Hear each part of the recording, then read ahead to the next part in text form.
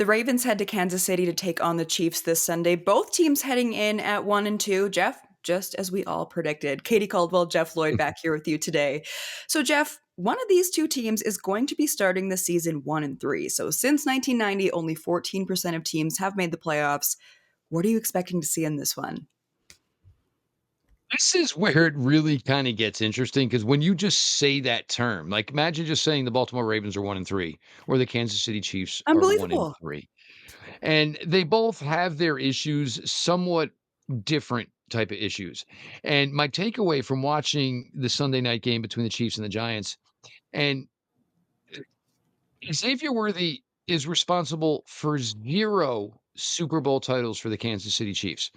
But the way it was being spoken about during that game, you would have thought that they lost the modern version of Jerry Rice. I couldn't agree And more. now say we said 2 years ago or 2.5 years ago that the Chiefs' current best receiving options would be Juju Smith-Schuster, a second-round pick, Hollywood Brown, who was a former number 1 pick, and Mm, Kelsey. Okay, so what's exactly the issue for the Chiefs offense then? Like, why is this an issue? I think honestly, the Chiefs' biggest issue is they're not getting much out of the running game.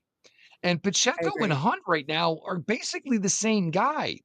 What if the play is called and it's executed and it's going to get you 3.5 yards? Hunt and Pacheco are going to get you 3.5 yards. Mm, You're not getting anything extra out of the running game. And look, you have some youth on that offensive line. Your left guard is a second year guy. Your left tackle is a rookie. The assumption would be that things are going to get better, mm. but you got nothing special. They have Brashard Smith, who was a really interesting pick, the rookie out of SMU, former receiver, turned running back. And that was a guy you knew was just going to be like, ooh, that's somebody the Chiefs will have interest in. They can Yeah. use him in a variety of ways. But it might be time for the Chiefs to start saying maybe this guy who's faster, more athletic, maybe needs a little bit bump, higher up on the depth chart, more opportunities to get the ball in his hands. This can't all be because we don't have Xavier Worthy. I'm sorry. No. And the other one was Rasheed Rice. Well, Rasheed Rice missed all of last year too, and you still pretty much went wire to wire and went to the Super Bowl. Part of it also is look, we've seen this Chiefs offense for years now. And so if we've seen it, so is everybody in the league. Like, you kind of got to reinvent yourself here on the fly a little bit. And I think that's the thing with the Chiefs is, it kind of looks a little stale. Like there used to be like 2, 3 times during a Chiefs game where you watch the offense go, where did that come from? I've Yeah. never seen anything like that before. There was the one where they did the spinning huddle, and then all of a sudden a toss play came for a 2-point conversion. It seems like some of the just general fun and like the tomfoolery of like the Chiefs Mhm. offense kind of really isn't there right now. They're just kind of going out playing mano a mano, make it fun, and that'll probably get everybody maybe dialed in a little bit more because they do need to be dialed in a little bit more because somebody said the Chiefs were going to struggle early this year because they had to watch out for the Chargers. I don't know who that idiot is, but that was something we had certainly talked about. Baltimore, the thing with Baltimore is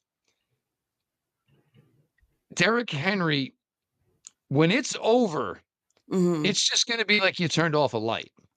There's not going to be a second version of Derrick Henry, like, oh, that guy was great. And remember all that long touchdown runs. And Derrick Henry and the Browns kind of exposed it where, hey, if there's a whole bunch of trash in front of him, Mhm. he doesn't have the athleticism to take it outside. And even the touchdown run he had on Monday night, it was a wide open, gaping lane. And you saw like a whole bunch of children trying to tackle their dad, running through the leaves in a late, October backyard game. So if Derrick Henry is not Derrick Henry anymore, and now all of a sudden, you know what? I'm going to make Lamar beat me from the pocket. Mm. Well, Zay Flowers is pretty good. Mark Andrews, maybe it was a renaissance game, Monday night. I just don't know if they don't have that. And that's always what bothered me about the Henry thing is they always ran the ball well and it wasn't headline brand name guys. But now that you pay him to be a headline brand name guy, the Justice Hills aren't getting as many touches. We haven't seen Keaton Mitchell, who was a really fun guy for them in 2023 with this great amount of foot speed. So the Ravens, they're in a weird spot because they're paying Henry a ton of money and he's supposed to be the guy and kind of the focal point of their offense, which certainly doesn't make sense because it should 100% be about Lamar. Mhm. So, is the most important thing for Baltimore winning? If that's the case, then maybe I'm using Derrick Henry a little bit more later in the game, or you know what I'm saying, and finding a way to get Yeah. more speed on the field and guys that maybe are more commensurate to the skill level of Lamar Jackson. Quick pause. If you haven't subscribed to the BetCanada YouTube channel, you can do so below. It's free and it helps support our channel so we can keep bringing you NFL and NHL content. Now, back to the show.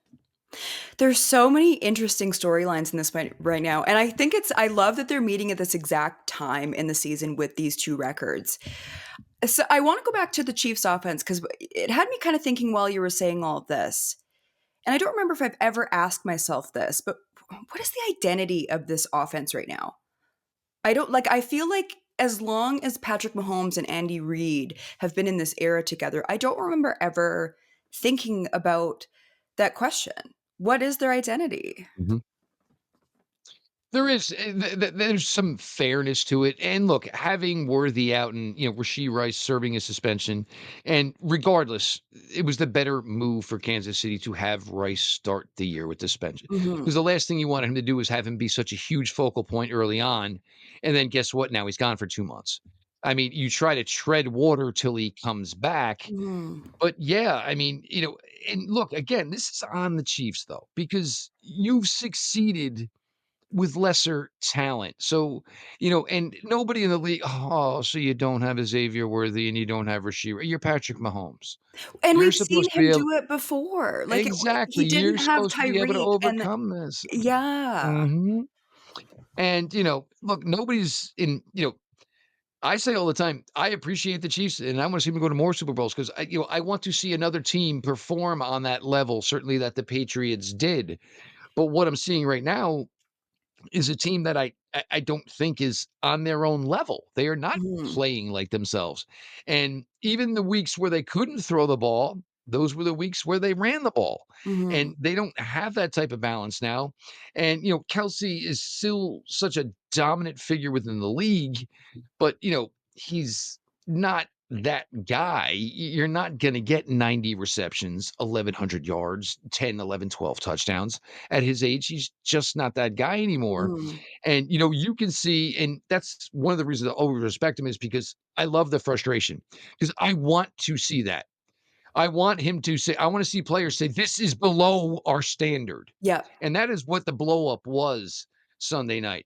And, I'm sure Andy Reid's retort is, well, you're not playing freaking good enough either. You know what I'm saying? So don't point the finger at everybody because you're Yeah. not, and I want to see the frustration because hopefully that boils into something that will become a better product. But you look at this, there's two teams here. And like you said, somebody's walking out of this game 1-3.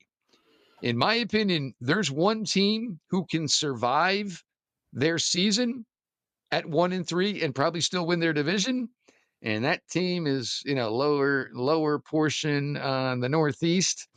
I don't know how Kansas City goes 1-3. And now you have to keep in mind the Chargers, not only are they 3-0, they Mhm. are 3-0 already in the AFC West. In the So AFC that means West, and they are looking so good. Those wins were not an everybody accident. else in the AFC West is 1-2. So Mhm. not only do the Chargers have a 2-game lead on everyone, they technically have a 2.5-game lead over everyone because they've already beaten each of those teams in the AFC West Mhm. once. So if the Chiefs get to 1-3 and the Chargers have the Giants this week, which most likely should be 4-0, I don't know where the Chiefs go from there. Whereas Burrow's already out. Pittsburgh, I'm sorry, I'm just not buying it. The Browns are plucky, but I don't think they're viable for the AFC North. Yeah. Baltimore could go 1-3 and maybe have to play all 18 weeks, but I think they can play all 18 weeks and still win the AFC North. Yeah, I completely agree. I feel like Kansas City does have more pressure on them because of that They exact should reason. always, well, if you're the team that goes to the Super Bowl every year, you got the Yeah. Lombardis. And, we live in a sick culture where people love to see the king, the crown fall Mhm. down. Nobody loves it more than to watch Humpty Dumpty fall down and point their finger at it. And I don't get it. It's the world we live in. But, God forbid the Chiefs had to play for a playoff spot in week 18. There would be a lot of people loving just pointing the finger, the Simpsons, Yeah, yeah. watching the game break down. Lamar Jackson 1-5 against Patrick Mahomes. What's your final score prediction for this one? Who takes it?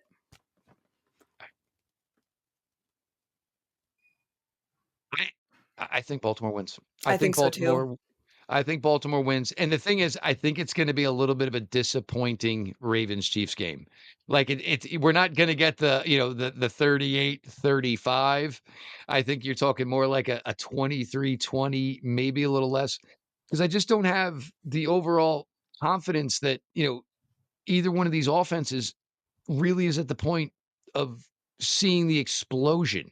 I Mhm. just don't think you're gonna see it from either one of them. And they might have to play passive because I think the belief for both teams are I can't make the mistake here because I can't guarantee my next drive we're going to go down and get 6.